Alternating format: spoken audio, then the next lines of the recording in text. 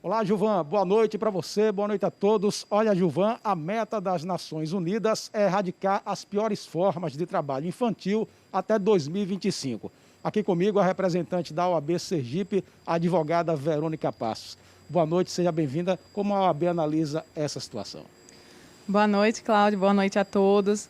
Realmente, a erradicação do trabalho infantil é uma das metas do desenvolvimento sustentável que todos os países do mundo declararam este ano ser alcançado, né? Ser objeto de esforços de todos os países no mundo nessa tentativa de fato, enfrentar e erradicar o trabalho infantil no mundo inteiro. Uma vez que ela é uma das piores formas de violação de direitos de criança e de adolescente e que assim colocam nossas crianças e adolescentes no mundo inteiro em situação de vulnerabilidade, em situação de exploração e que então, este ano de 2021, todos os países do mundo decidiram declarar que este ano será então voltado os maiores esforços possíveis para enfrentar essa mazela social, essa mazela econômica que impede o desenvolvimento sustentável do país e do mundo inteiro. Quais são essas medidas apontadas pela resolução? Devemos então, o Brasil e o mundo inteiro, voltar nossos esforços para impedir, combater, enfrentar o tráfico de pessoas, o aliciamento de crianças e adolescentes para o tráfico de drogas, de entorpecentes, a exploração sexual de crianças e adolescentes, que são piores formas de trabalho infantil.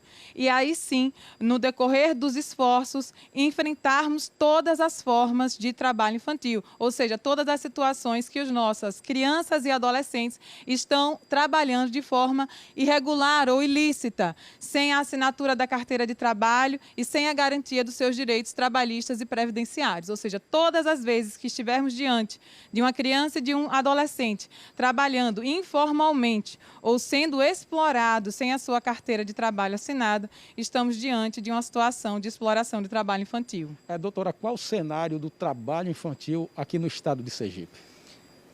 No mundo inteiro existem mais de 150 milhões de crianças e adolescentes nessa situação de exploração da sua mão de obra.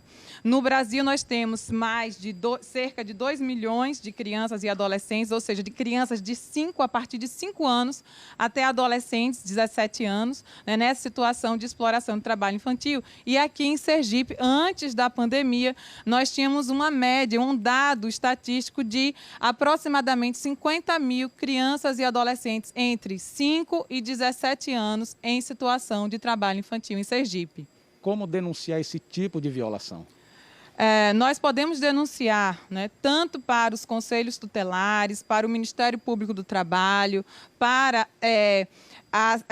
os CRAS, os CREAS, o Ministério Público, que estão nos municípios do estado, também podem receber essa denúncia, porque são violações de direitos de crianças e adolescentes, que primeiro nós temos que perceber como uma violação de direitos e não sermos coniventes, porque infelizmente essa realidade ainda é aceita, ainda é naturalizada por muitos brasileiros e por pessoas no mundo inteiro. Então, o primeiro passo para que a gente consiga alcançar essa meta de erradicar o trabalho infantil até 2025 é enxergarmos que o trabalho infantil prejudica nossas crianças e adolescentes. É uma violação de direito das nossas crianças e adolescentes, que deveriam ter a segurança alimentar provida pela sua família e pelas políticas públicas, que deveriam ter acesso à educação de qualidade integral, que deveriam ter acesso à profissionalização dos seus pais e elas, enquanto adolescentes,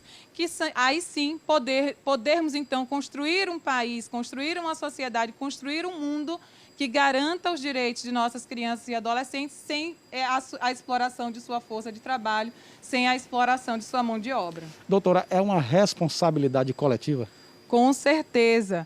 Nós não podemos, eu sempre repito essa frase, aceitar que no Brasil nossas crianças e adolescentes estão entregues à própria sorte. Nós precisamos compreender que criança e adolescente é prioridade de todo cidadão, de todo o político, de todo aquele representante ocupante de um cargo público.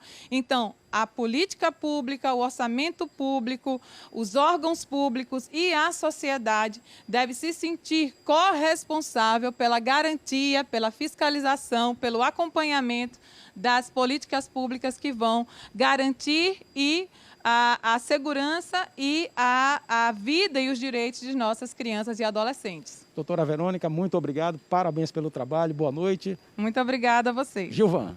Obrigado, Cláudia.